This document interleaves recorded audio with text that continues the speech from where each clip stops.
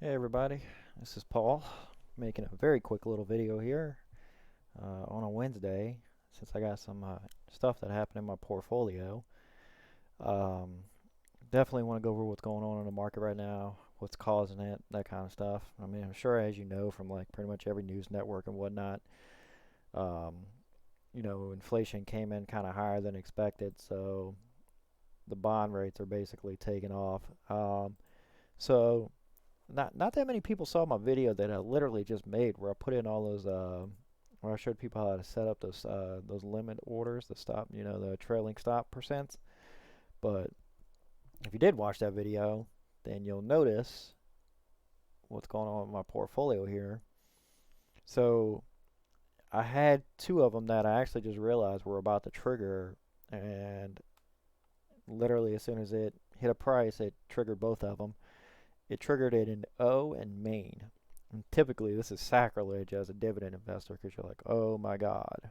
Like, you're never supposed to sell O and, you're never supposed to sell O. Well, guess what? I don't like taking losses. Um, I like these things right here. See these numbers right here? I like doing that kind of stuff.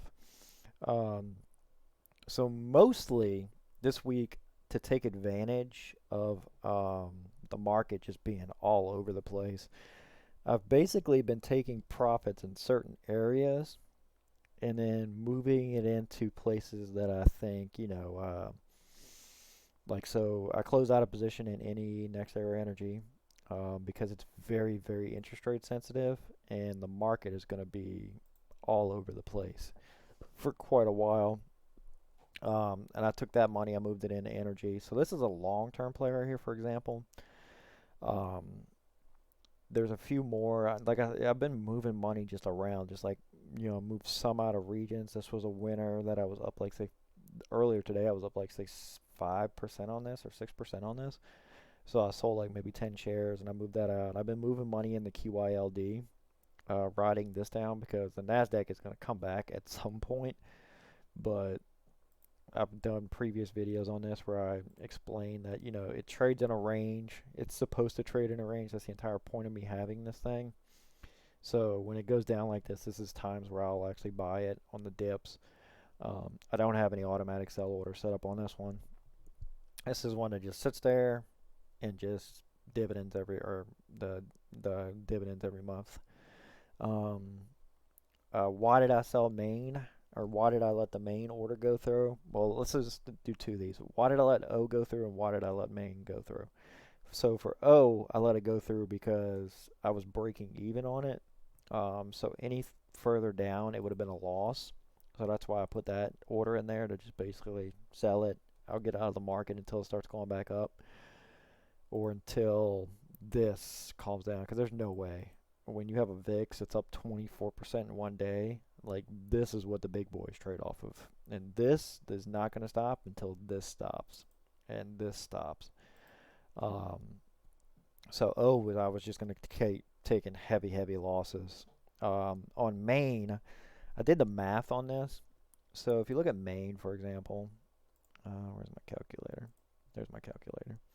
So on Maine, for example, it was basically telling me every month it was giving me like an $11 dividend. So you just times that by 12, right?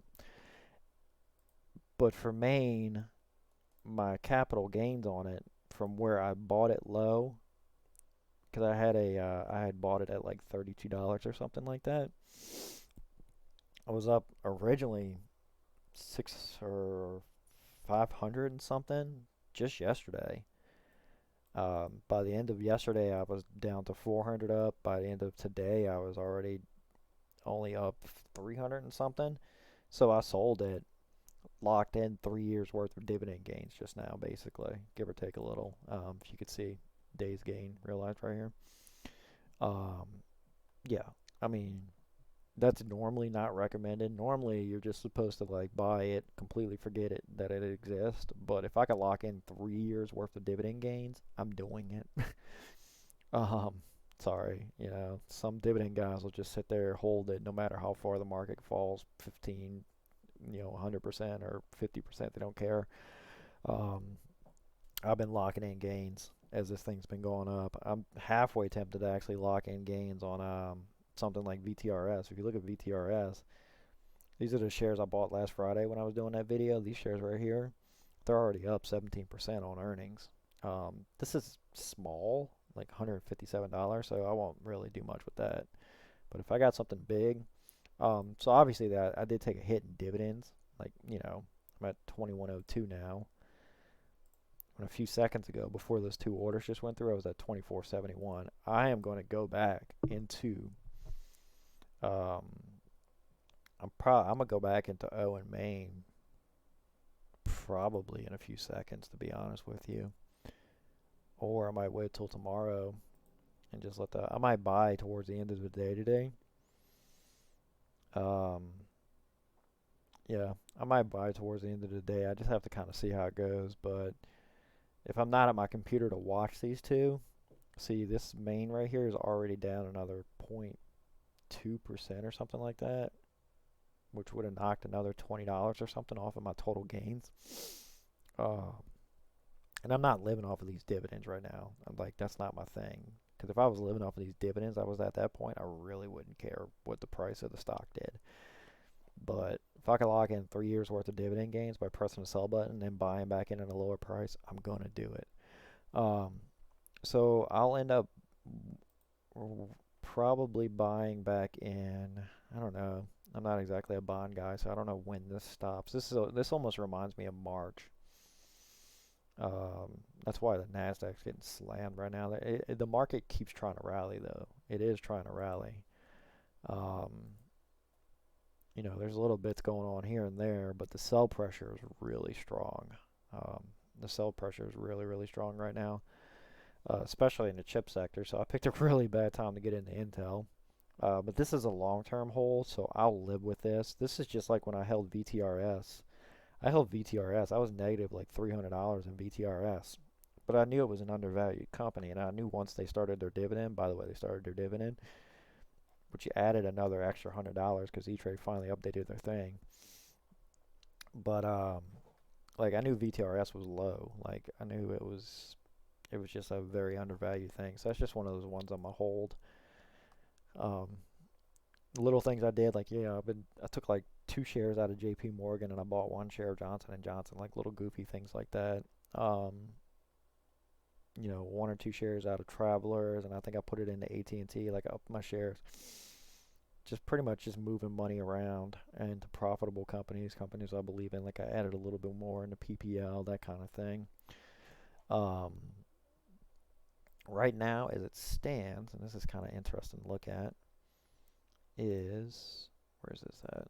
So right now I'm at 54,977, and for where's this at? This is a better way to look at it. When I did the math a second ago, there's that. So I believe this is May 1st right here. This is May 1st.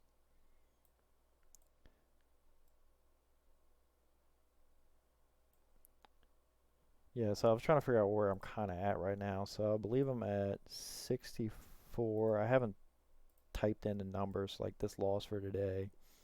So effectively, the gains that I've had for May, I'm just trying to figure out where I'm at right now, like kind of what my loss is. So I can actually kind of go to my YouTube. Like if you go to YouTube videos, so right now I am at 54,977, and that takes me back to April 22nd, just about. So that's about how rough it's been in the market right now. If you want to see how rough it's been in the market right now, yeah, it's pretty rough. And like I said, that's the only reason it's that rough. Normally, in every other market, I would have sold QYLD maybe to stop my losses, but I'm holding QYLD. Like I said, like this number could probably be $300, $400 higher, probably closer to $500 higher. But now it's at 54,987, and you can kind of see Now it takes me up to, God, where is it at? 54.9, basically 55,000 right here. Now it takes me up to April 29th. And this is how the market's been. Like, this has been down 800 today, down 200, down 100, down 800. Like, it is swinging a lot on bond rates. Like, you can tell people are really, basically what's happened is what you see my portfolio doing right now. There's a lot of people that are like, okay, I'm just going to lock in my gains and move to the sidelines. And then once the volatility index and all that calms down, once this craziness calms down, because this has already calmed down by 2%, the market moved up by like 0.3 just now while I was just talking. Like, but until the volatility calms down from basically around the world and basically what's going on, like there's been a few things that have happened that have just been completely kneecapped this market. So you got the jobs numbers that didn't do what they were supposed to do because of seasonal adjustments. Nobody in their right mind believes that construction had zero growth. But if you look at the jobs numbers, construction had zero growth. I got like 5 houses being built in my neighborhood right now that has more construction jobs, and that was on that report. Um, so that might. So you got the jobs report that didn't come in like it was supposed to. You got China numbers that came in that, and everybody was expecting China to lie on their numbers, but they didn't, or at least they did, but maybe it was worse than. If China reports that their population is slowing, that means that their population is declining, okay? So you got China's population declining. They also reported their inflation numbers as like 6% or something like that, which probably really means like 10%, because they are very reliant on commodity prices like copper and stuff like that. And then to add on top of that, you have our inflation numbers that came in, and people were expecting 3%, and it came in at like 4% or something like that. Um, like whenever you look at a chart, it's just a straight line that goes up, and people don't know how to handle that. So they're thinking the only option, like the only thing that could possibly happen right now, is the Federal Reserve to come in and say, all right, we're going to have to hike rates sooner rather than later, and then all that's kind of getting priced in, I guess. Um, I don't think that's going to happen. There's a lot of people that don't think that's going to happen, but right now, the market is very irrational. And if you look at it while I'm talking, the market's going down even further. And I'm sure if I hit refresh over here, you can see it jumping around. But, so, decided to make a video just showing, like, what would cause me to lock in gains, that kind of thing. This is very similar to what I did back last year in March. As I saw the market going down, I took profits, and I slowly took profits. I took profits until I took all of it off the board and said, okay, it's just going to keep going down. The market can't deny reality anymore. Right now, it seems like the market's very overreacting. So what I'm probably going to do is I might leave this money. I really hate to have money just sitting there. My plan was to basically have about $500 sitting here, but I might leave this sitting here for a day or two, or maybe a little bit. I don't know. As you can see, like this is what I've done today alone. That's a lot of market moves, like boom, boom, boom, boom, boom. You see just a lot of money moving around. This is what I did yesterday. Just moving money around, just buying at lows, selling it high, and then buying it low. Just a lot of swing trading. Um, this is all from, where's it at? This is all from this week alone. All of that from this week alone. Just trying to basically play the market, like as it goes down, catch one of these ones. QYLD, I did that earlier. I've been averaging down into this one. This one I bought earlier today. I'm up 0.39% on it. Viacom, this is one that I went over in my last video. This is the one I bought on the 6th, up 3% in it. There is a limit order on this, or limit trailing percent on this. If that hits, I want to say 37. Where's that at? If that hits 38.22, it's going to sell automatically all 25 shares. Um, you know, I'll lock in, I believe, a tiny loss on some of the shares. I'll lock in this gain right here. You know, I'm not gonna take a loss on Viacom. I'm not. You know, it's one of those ones I've just never owned. This is my first time owning it. Just kind of playing around with it.